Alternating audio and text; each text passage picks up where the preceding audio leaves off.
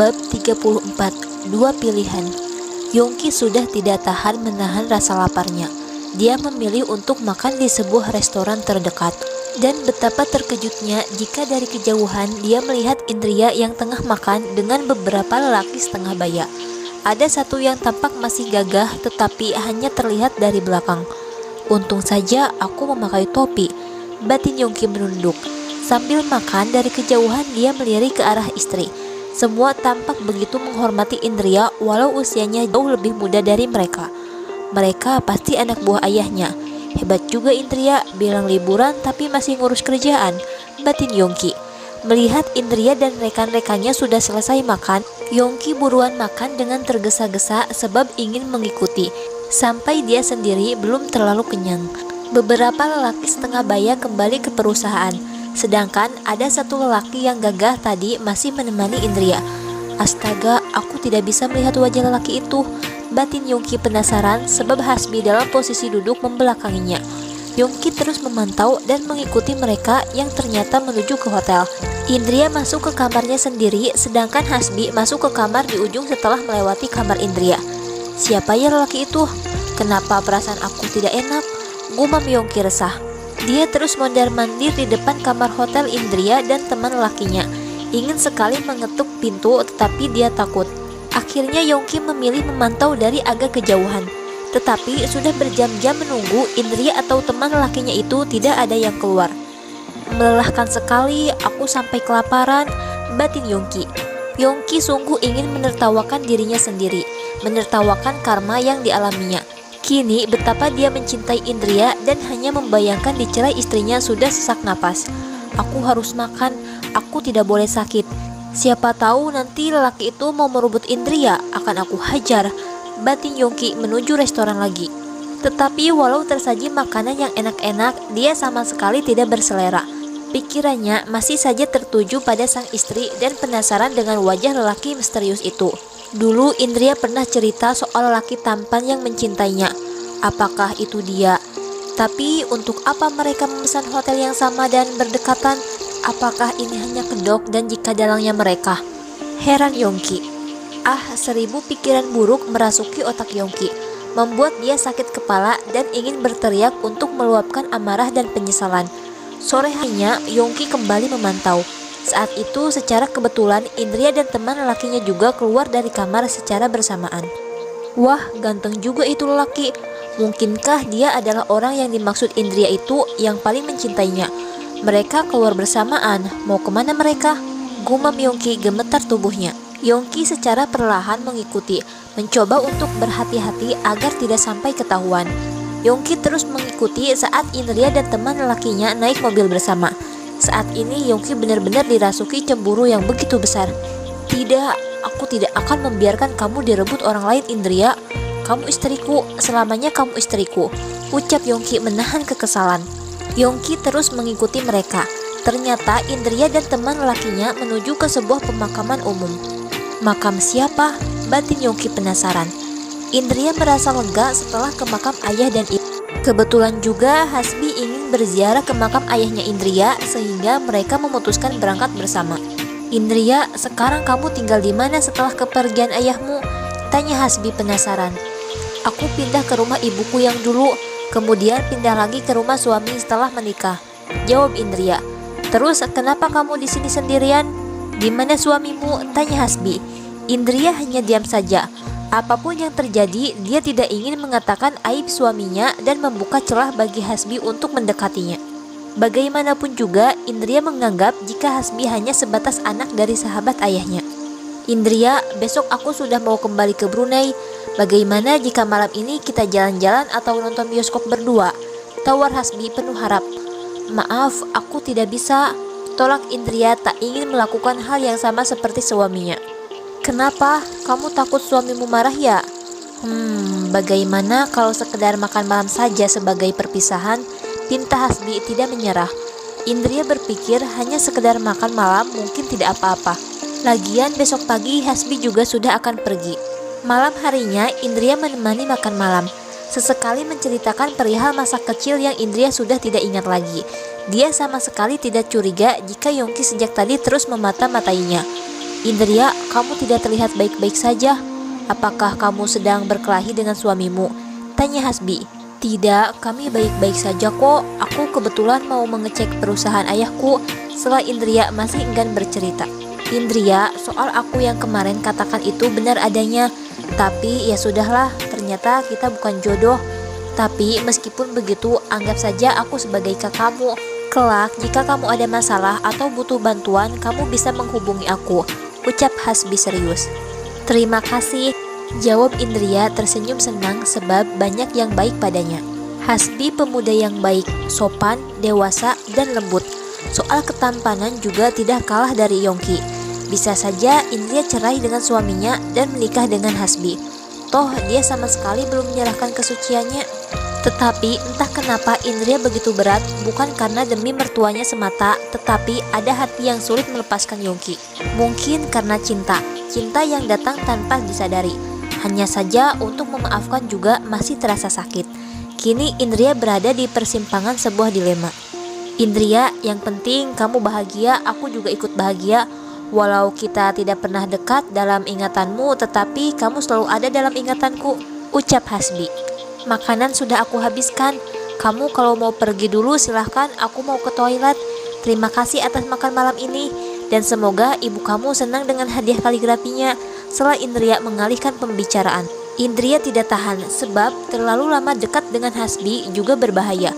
Perempuan mana yang tidak akan terpikat dengan lelaki yang tampan dan penyayang. Iya Indria, terima kasih juga karena kamu sudah bersedia menemaniku malam ini, jawab Hasbi tampak begitu hampa. Indria takut dengan tatapan Hasbi, takut hatinya goyah, sedangkan dia masih sah menjadi istri Yongki. Indria sengaja memperlama di toilet, mencuci tangan yang padahal sudah bersih. Setelah keluar dari toilet, Indria langsung didekati oleh seorang pelayan. Nyonya, ini milik suami Anda tertinggal di meja, kata pelayan tersebut. Indria cukup kaget sebab pelayan itu salah mengira dirinya istrinya Hasbi. Nanti saya kembalikan ke pemiliknya, jawab Indria.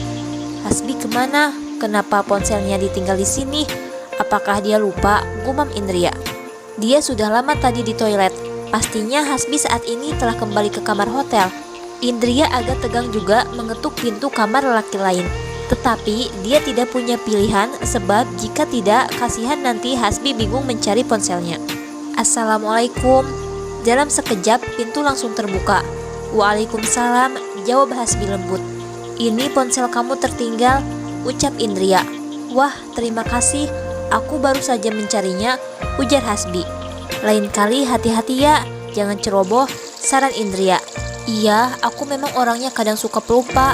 Oh iya, aku mau memberikan sesuatu padamu, ucap Hasbi. Apa? Tanya Indria. Masuk sebentar saja, daripada berdiri di depan pintu, bujuk Hasbi. Indria ragu. Berada dalam kamar berduaan dengan lelaki lain hanya akan menimbulkan fitnah.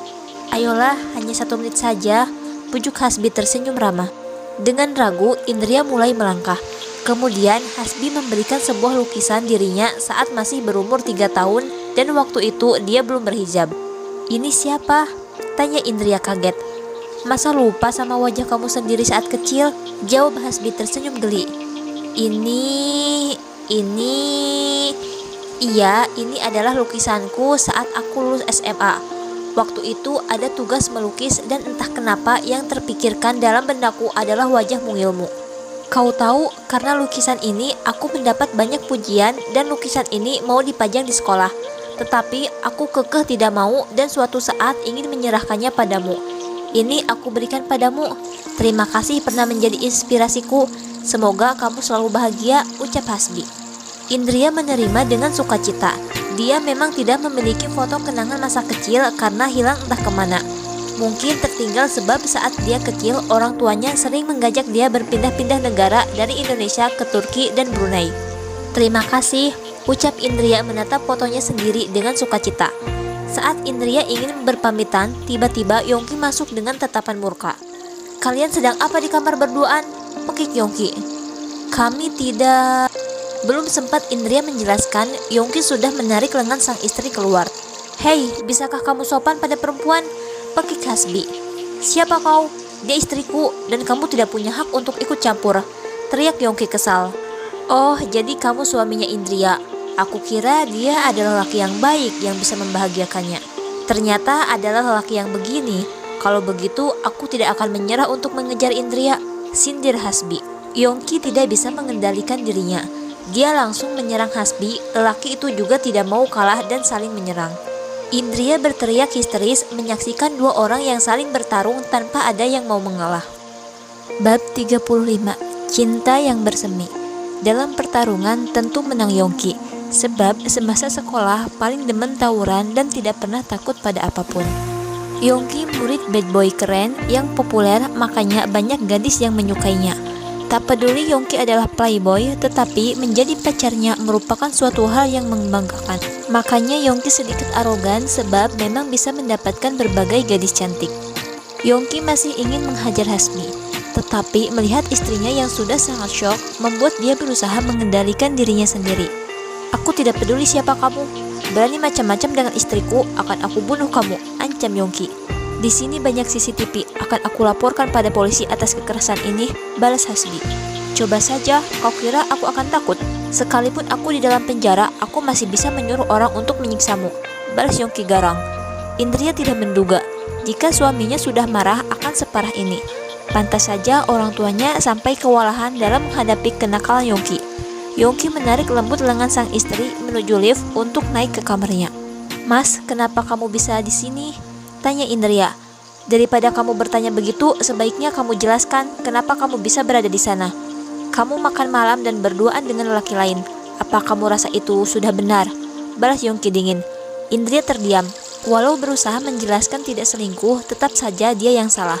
Maafkan aku mas, ucap Indria meneteskan air matanya. Yongki terenyuh juga melihat sang istri menangis. Dia paham betul dengan sikap sang istri yang kelewat baik, bahkan sampai bisa dengan mudah dimanfaatkan oleh orang lain. Tetapi kali ini Yongki ingin menggunakan kesempatan ini untuk mendapat maaf dari Indria. Sesampainya di dalam kamar, Yongki langsung duduk di sofa. Itu apa yang kamu pegang? Tanya Yongki. Sebab tadi saat istrinya masuk ke kamar Hasbi tidak membawa barang itu. Ini adalah lukisan aku waktu kecil, jawab Indria. Yongki mengulurkan tangan. Dengan terpaksa Indria menyerahkan lukisannya. Dalam sekejap Yongki menyobek lukisan tersebut menjadi 4. Mas, pekik Indria terkejut. Kenapa kamu tidak rela? Kalau hanya ingin lukisan, aku bisa melukis untukmu atau mencarikan pelukis yang lebih hebat. Tapi kamu yang pergi dari rumah tanpa izin padaku, bilang ke mertuamu mau liburan, malah di sini bersama lelaki lain. Lalu apa bedanya kamu dengan aku? Kamu lebih parah. Aku dan Sinta hanya bertunangan palsu agar setidaknya dia tidak merasa malu sudah terlanjur mengundang orang. Soal status WA itu juga bukan aku. Masa iya aku mau bunuh diri dengan memperlihatkan aibku pada semua orang, termasuk kedua orang tuaku? Ucap Yongki tegas tapi lebih tenang. Kalau begitu, kenapa tidak kamu bilang sejak awal? Dan mengenai Hasbi, sekalipun dia lebih tampan dan lebih baik darimu, tetapi aku tidak pernah punya pikiran untuk cerai darimu. Mas, pokoknya semua ini salah kamu. Andaikan sebelum berangkat ke pesta kamu izin dulu padaku, mungkin tidak akan ada kejadian seperti ini, ujar Indria. Karena aku takut melawan diriku sendiri yang selalu keras kepala dan egois. Soal Sinta, aku berani bersumpah jika aku tidak mencintainya. Aku hanya menyukai kecantikannya saja, jawab Yongki. Selain Sinta, apa tidak ada lagi? Tanya Indria memastikan. Tidak ada, sejak aku berpacaran dengan Sinta, aku tidak ada yang lain lagi. Dan sejak aku bertemu denganmu, secara perlahan aku jatuh cinta padamu. Aku tidak tahu lagi bagaimana untuk menjelaskan. Tapi setelah ini aku ingin membuktikan seberapa besar dan tulusnya cintaku, bujuk Yongki. Kamu sendiri yang mengakui sebagai cowok playboy, tentu sangat mudah untuk merayu perempuan, keluh Indria. Tatap kedua mataku, apakah kamu masih meragukan aku? Pinta Yongki mendekatkan tubuhnya ke arah Indria. Mereka sangat dekat sampai kedua mata mereka bertemu secara langsung. Indria, aku sangat mencintaimu. Saat tadi aku melihat kamu bersama lelaki lain, aku sangat sakit. Aku Yongki bersumpah jika ada lelaki yang berani mendekatimu akan aku hajar habis-habisan. Aku tidak pernah main-main dengan ucapanku Indria, ujar Yongki tegas. Maafkan aku Mas Yongki, aku memang salah, ucap Indria. Yongki ingin tertawa. Dia gemas sekali dengan sang istri yang tiba-tiba patuh. Sekarang katakan padaku, diakah lelaki yang pernah kamu ceritakan padaku, yang katamu lebih tampan dariku dan yang paling mencintaimu? Tanya Yongki mulai serius. Indria menatap mata suaminya. Dia tenggelam dalam sorot mata yang tajam tapi penuh kehangatan. "Kenapa kamu tidak mau menjawab?" timpal Yongki tidak sabar. "Bukan, dulu yang aku maksud itu adalah ayahku. Kalau Hasbi aku malah baru kenal," jawab Indria. "Bohong, jika kamu baru kenal bagaimana dia bisa punya lukisan masa kecil kamu?" sergah Yongki mulai emosi lagi. "Kita memang pernah bertemu, tapi saat itu aku berumur 3 tahun dan aku sudah melupakannya. Jika Hasbi tidak bilang, aku juga tidak akan tahu. Aku menyimpan lukisan itu karena memang aku tidak ada kenangan foto masa kecil," jawab Indria. "Intinya mulai detik ini kita awali semuanya dari awal. Aku tulus mencintaimu jauh sebelum aku melihat wajahmu. Tapi kamu juga seharusnya menghargai aku. Betapa sulitnya aku melawan harga diriku demi bilang aku mencintaimu," bujuk Yongki. "Beri aku waktu untuk berpikir lagi," ucap Indria masih dilema. Yongki langsung memeluk istrinya, erat sekali sampai tidak mau melepaskannya. "Aku beri waktu berpikir tapi hanya beberapa jam saja. Dan malam ini kamu tidak boleh keluar dari kamarku. Kamu masih istriku, jadi aku punya hak melarang kamu pergi," bisik Yongki. Indria ingin melepaskan tetapi raga tidak bisa membohonginya jika dirinya juga merindukan suaminya. Indria memejamkan mata sejenak. Mengingat semua hinaan dari suaminya memang sedih. Tetapi jika berpisah juga akan menjadi kepedihan yang lebih menyakitkan karena dia sadar sudah terlanjur mencintai suaminya. "Indria, aku minta maaf. Jika waktu bisa diulang, aku tidak akan pernah sekalipun mengucapkan perkataan yang bisa melukaimu. Sekarang kamu bisa hina aku balik, hina aku jelek, bodoh, tolol, pokoknya sesuka hatimu agar kamu puas," pinta Yongki memelas. "Aku hanya ingin kamu berjanji, jadilah suami yang setia dan bertanggung jawab," pinta Indria. "Iya, apapun yang kamu katakan akan aku turuti. Karena kita sudah baikan, bagaimana kalau malam ini kita apa?" tanya Indria penasaran. "Kita sebagai pengantin baru belum pernah melakukan malam pertama. Jadi..." "Stop, jangan berharap karena aku sedang datang bulan," sela Indria menahan malu yang luar biasa. Yongki hanya tertawa seperti orang bodoh. Tetapi mendapat kesempatan dari Indria sudah merupakan kebahagiaan yang begitu indah. "Baiklah, kalau gitu kapan selesainya?" bisik Yongki dengan senyuman menggoda. Indria seketika ingin bersembunyi. Terbiasa mendapat suara yang jahat dari suaminya, begitu Yongki manis menjadi aneh dan canggung. "Wajah kamu terluka, Mas. Aku belikan obat dulu," sela Indria. Yongki langsung menarik lengan sang istri secara refleks. "Biar aku saja, kamu tunggu di sini. Siapa tahu nanti ketemu dengan Hasbi di jalan," ucap Yongki setengah kesal. "Iya, tapi setelah itu aku akan kembali ke kamarku sendiri," jawab Indria. "Kita ini suami istri, kenapa harus tidur berpisah? Apa jangan-jangan kamu ingin lebih dekat dengan Hasbi?" tanya Yongki dengan wajah penuh kecurigaan. "Bukan begitu, semua barang aku ada di kamarku sendiri," jawab Indria kesal karena merasa difitnah. "Kalau begitu kita keluar bersama. Sekalian mengambil barang kamu dan mulai malam ini kita tidur di sini. Sepertinya kita untuk beberapa hari ini honeymoonnya di sini saja lumayan bagus," ujar Yongki tersenyum lebar. Sedangkan Indria hanya malu-malu saja. Untung ada cadar sehingga menutupi wajahnya yang memerah. "Oh, satu lagi. Nanti saat di kamar dan hanya ada kita berdua, kamu tidak perlu lagi memakai cadar dan jilbab. Tidak boleh bilang tidak," timpal Yongki. Iya," jawab Indria malu. Hati Indria berdebar kencang. Dia takut jika dekat-dekat dengan suami tidak baik untuk kesehatan jantungnya. Makanya saat mereka berjalan keluar, Indria sengaja menjauhkan diri.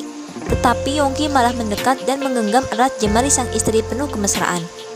"Kamu gugup dan jantungmu berdetak kencang kan? Jangan khawatir karena aku juga sama," bisik Yongki percaya diri.